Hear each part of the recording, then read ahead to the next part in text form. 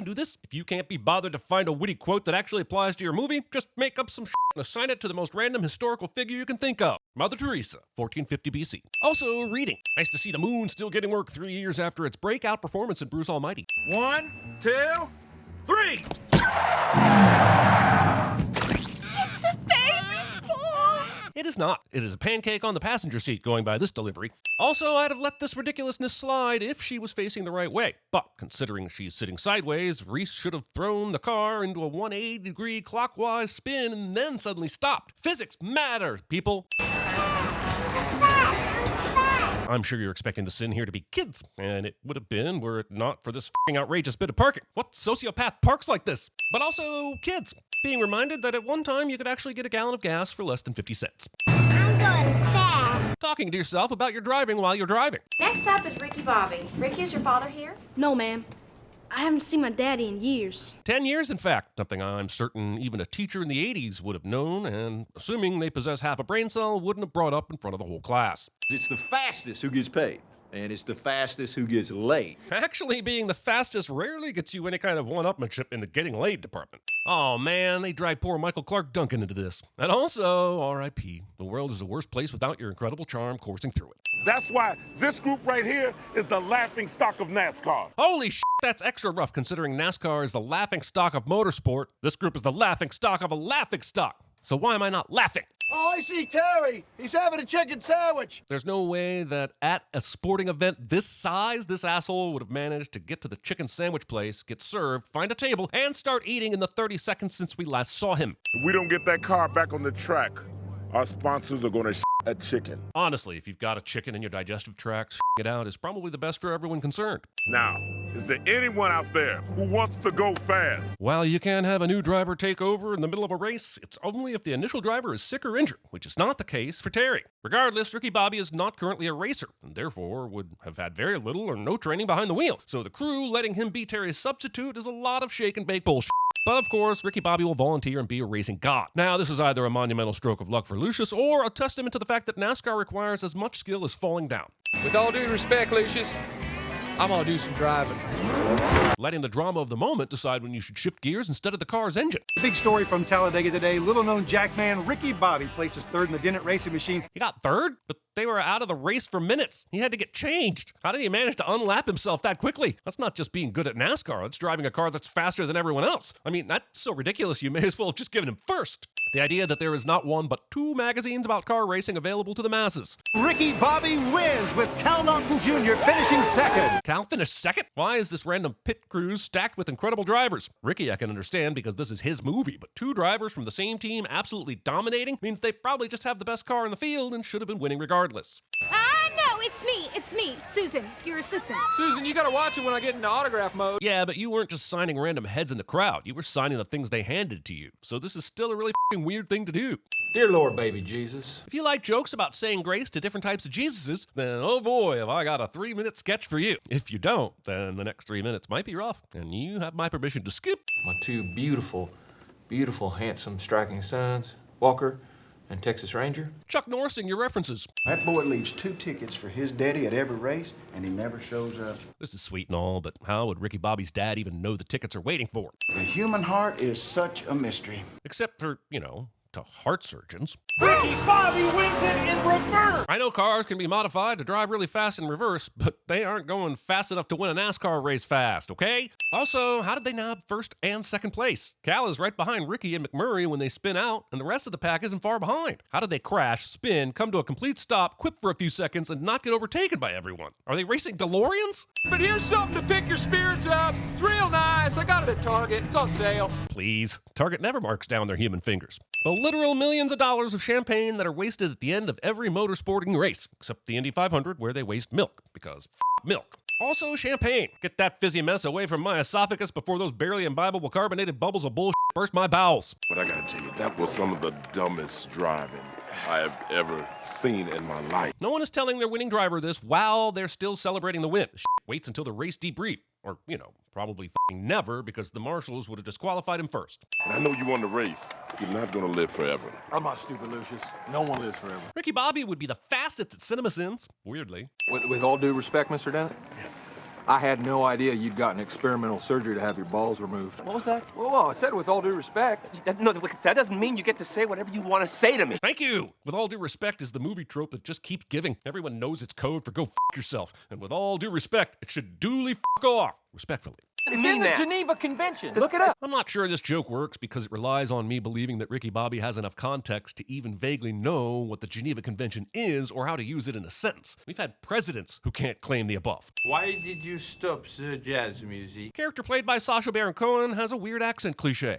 I think what you are hearing is my accent. I am French. Sacha Baron Cohen giving the French another reason to hate us. And he's from London, but we'll get the blame. F***ing Londoners. Greatest country on the planet. Well, what have you given the world apart from George Bush, Cheerios, and the Thigh Master? Hey, the Thigh Master was invented in Sweden, Cheerios f***ing rule, and I'm not sure what point I'm making. What did French land give us? We invented democracy, That was the Greeks. existentialism, That was Denmark. and the ménage à trois. Definitely the Greeks. Your injury is one of ignorance and pride. And should get Jean brought up on assault charges, but it won't because this movie believes there are no consequences for any action as long as men agree it's okay. So it's basically real life. Now you're about to get tasered. Say hello to Dr. Watts. The fact that this taser makes for a more convincing Dr. Watson than John C. Reilly ever will. What are you doing with a gun in here anyway? Asking this dumbass question in the state of Alabama. This is my husband, Gregory. See, it's funny because they're gay and they're in the Deep South. Except it isn't really funny, is it? It's depressing, even in 2006. German Shepherd pyramids. Well, kiss my ass on Sunday. In shocking news, the days Monday through Saturday sued Lucius Washington for negligence soon after this statement was made. Lucius, what the hell's going on? The man can drive. Why is he surprised by this? He's watched two random members of his pit crew rise to the top. Of course, the literal F1 driver is going to be able to drive. And check out his crew chief over there, won the Nobel Prize for Physics back in '93. Still doesn't explain why he's wearing a lab coat instead of a crew pit uniform. As it stands now, Jean Girard is sitting on the pole, which is, of course, a statement of fact and in no way a comment on the driver's sexual orientation. Well, he's not literally sitting on a pole either, so it is, in fact, not a statement of, well, fact. I want to know. That's news to me. Guys, I honestly no longer have any clue what's going on. This is like a series of SNL sketches that never would have made it past dress rehearsal turned into a film. As a sign of humility, if you kiss me on the lips now, I will return to Paris and you will never see me again in NASCAR. Is that even possible? Gerard has a contract with Dennett. Why is this proposal? Makes no sense, so the shake and bake, it's nonsense. Says the guy who just offered to give up his NASCAR future for a Ricky Bobby smooch. There's only one good thing about coming to these races, and that is the vibrations from the cars. I love Molly Shannon, and the fact that she didn't get as many, if not more, starring vehicles than Will Ferrell is indeed a sin. Fantastic. It's kind of insane that no matter how evil they make Dennett Jr. be, I'm still siding with him over Ricky Bobby. I think it'd be a great time to go to commercial break. This is still live? He's suffering from catatonic shock. And he still has a f***ing broken arm that he ripped a cast off of. Why aren't they putting him in another cast? I did a full spread for Playgirl magazine. I would give all the sins back if we found out Cal used the name Reed Rothschild when he did the Playgirl magazine spread, and this movie was in the Boogie Nights universe. Doc, give it to me straight. Is he ever going to be able to walk again? Oh, I'm sorry. I thought someone had told you. He's fine. These guys have been visiting Ricky Bobby long enough to be telling him stories at his bedside, and yet not a single f***er in that hospital was able or willing to tell them what his actual condition was. And they never asked? Also, he's physically fine. Physically. This movie makes a big joke out of Ricky Bobby's mental trauma, but I'd like to see how this movie feels after being tossed through the air like a matchbox car in the hands of Sid Phillips. Actually, I think I'd like to see that. I'm just saying, sometimes you get a knock on the head, you get Right. special powers. It happens all the time. Read a comic book, okay? Look, most of the characters in Anchorman are assholes, but at least they're believable human beings that happen to be assholes. Cal's character just seems to be based on saying the most random shit that no human would possibly think is true. He's telling you the truth, man. It's all in your head. It's in his head,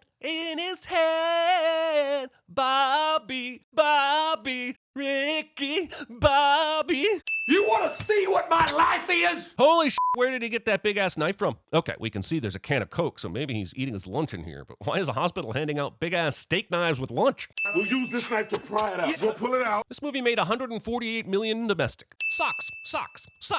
Oh, God. Lord. He's in his underwear again. How is this a surprise? How did you not see the man undress in the last few seconds? He's been in front of you the whole damn time. I was gone 3 hours. Dennett just fired me from the team. Is that even possible that Dennett could just fire Ricky Bobby immediately? Does no one honor contracts in this fucking movie? The Magic Man.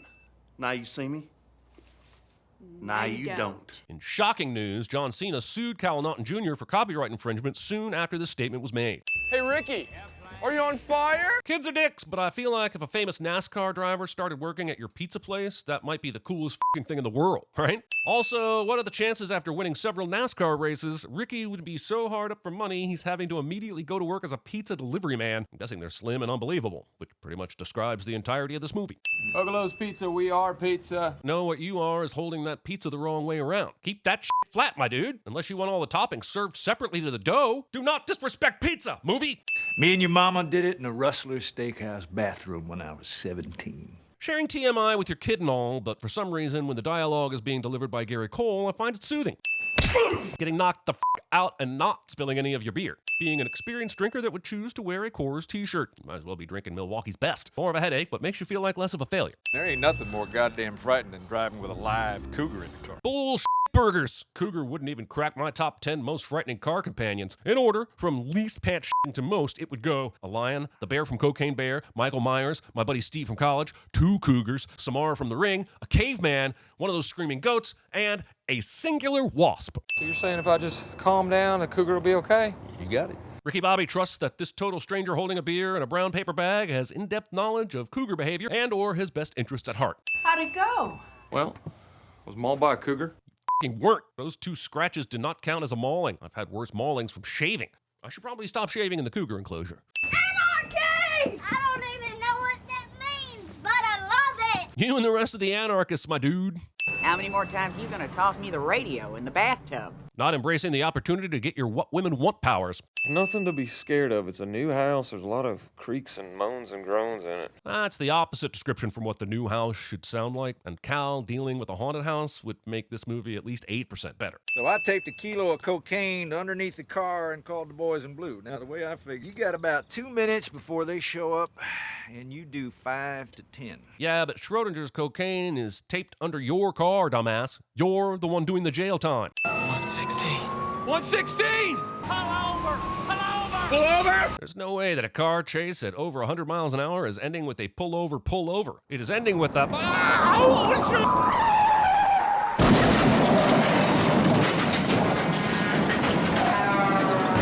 By the way, don't try and snort these Lucky Charms. Telling a grown man he can't make his own decision when it comes to whether or not he can snort Lucky Charms. And if one chooses to snort said Lucky Charms, stick to the yellow moons. They will you up. Yay, symbolism. But why is he throwing away his uniform? Wouldn't he have to give that back to the pizza place? Wait, is that the delivery bag? Why are they even letting him go home with the bag? It's not a fucking company car. Leave that shit at the pizza place. Get down!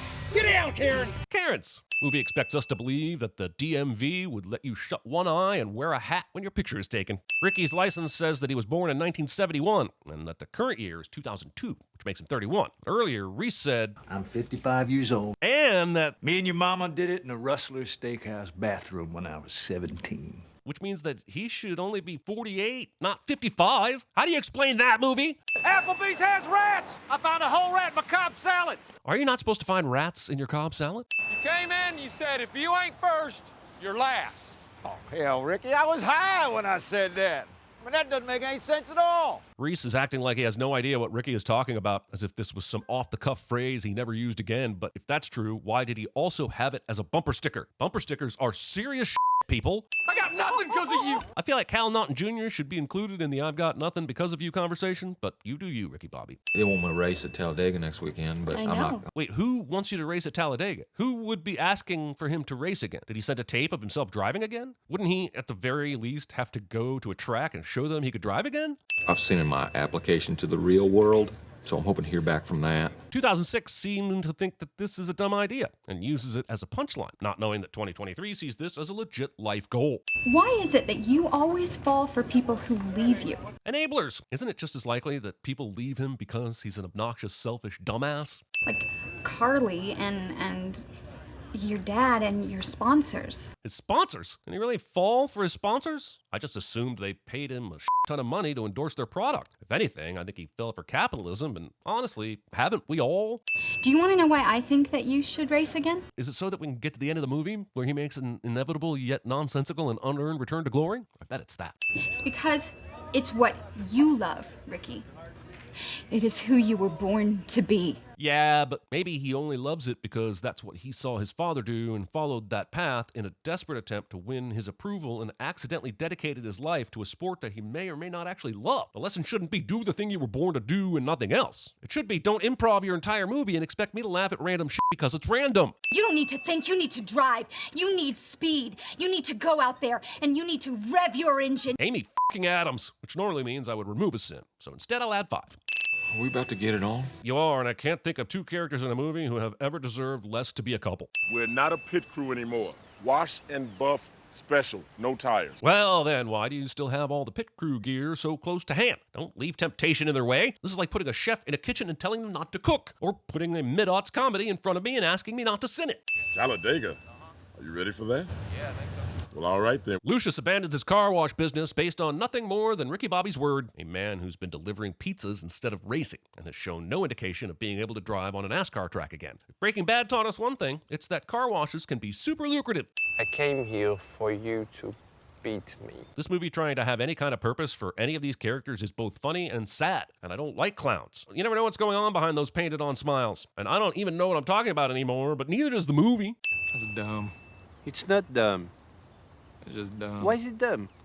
I don't know. I guess sometimes you just can't reach for that punchline, so you end up finishing with an I don't know instead of an actual joke. Like that time in college when I took 14 eels and I don't know. I must be beaten by a driver who's truly better than me. And you went from Formula 1 to NASCAR to find that person?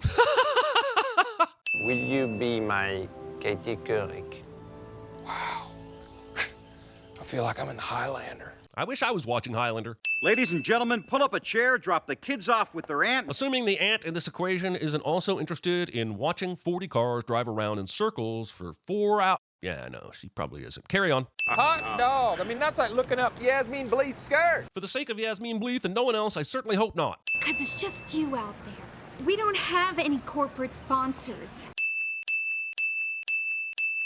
Cal Norton Jr. Since Gerard has still been racing, and most likely winning, that means Cal is coming in second still all the time at best, which in the grand scheme of things is awesome, but it doesn't make any sense why Carly is still with Cal, since she only marries winners. Abracadabra, Holmes. The fact that Ricky Bobby makes for a more convincing Holmes than Will Ferrell ever will. Button switching, visor flicking, more button switching, more visor flicking. Excitement? So should I not tell him that after 14 years of marriage, you're still afraid to let me see you naked? Wait, that's not normal? Hey, Ricky, you've got Brian Wade present. The guy that replaced you at Did It Racing dead ahead. Movie gives us the name of a character we will never remember nor give 2 shits about in the next 2 seconds. Maybe subconsciously you slept with Ricky's wife as a way of, getting back at him for making you come in second all those years. I don't really see how that makes sense. When it comes to Carly, between Cal and Ricky Bobby, Cal is still coming in second. I know one thing, that Carly was definitely unconscious every time we had sex. I think we're supposed to like Cal. Also, Cal is referencing sex in the past tense, even though he is married to Carly in the present tense. And I hate that this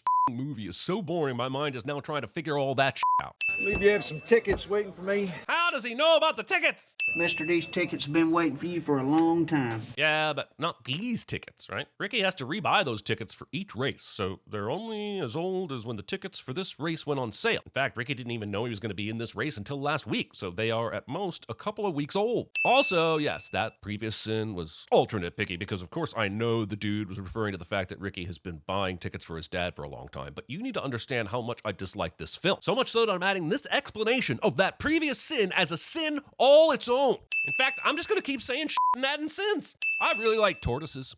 Scutterbotch is a fun word to say. The Arctic tundra. Nothing rhymes with orange. Benedict Cumberbatch. No lozenge doesn't count. Bacon. You tell him if he doesn't do it, he's done. Why would Cal take this threat seriously at all? He's been consistently finishing in second place at all of these races. There would be an insane amount of competitors willing to give him a contract if Dennett let him go. Ricky Bobby is my best friend.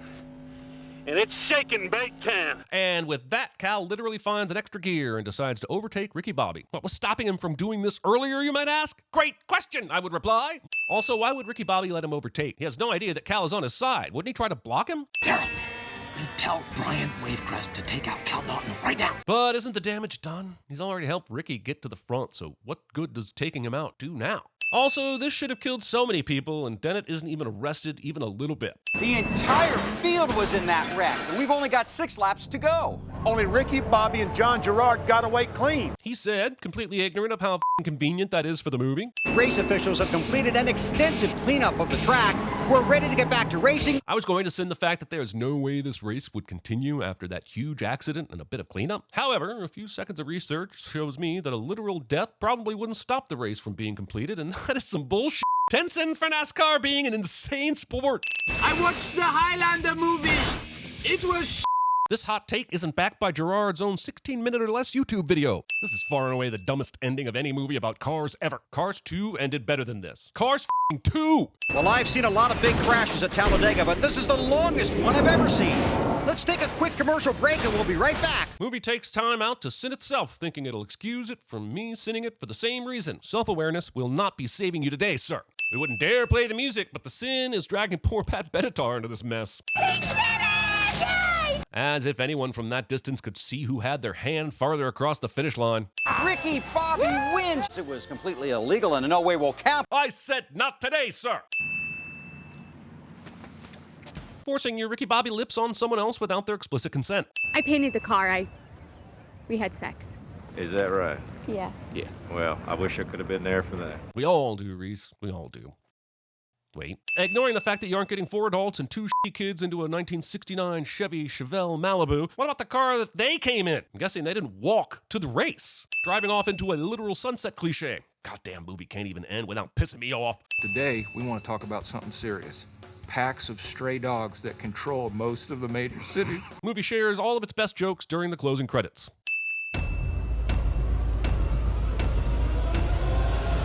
You like shake and bake. You used to put it in your coffee. No matter where we go, or whatever house we're in, we'll be fine as long as we're together. So I don't want to see any more frowns. We're Brady's. Oh my God, the quarterback is toast. Bless this highly nutritious, microwavable macaroni and cheese dinner and the people who sold it on sale. Amen.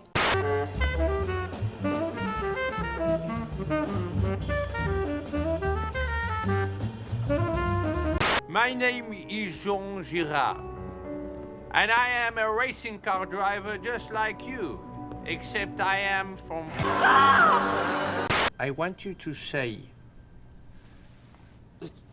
I love crepes. Don't wait for the translation. Answer me now. Daddy's gotta go to work. He's airborne. Can you fly, Bobby? I work at a college as a janitor, even though I feel like I'm smarter than most of the people that go there. Sometimes I see an equation written on a blackboard, like half an equation. I'll just figure it out. Turning average Joes into the proverbial pumpkin. I sure do like pumpkins, Cotton. Don't you get it? You don't drive with your eyes, you drive with your heart. In one car? With no air conditioning?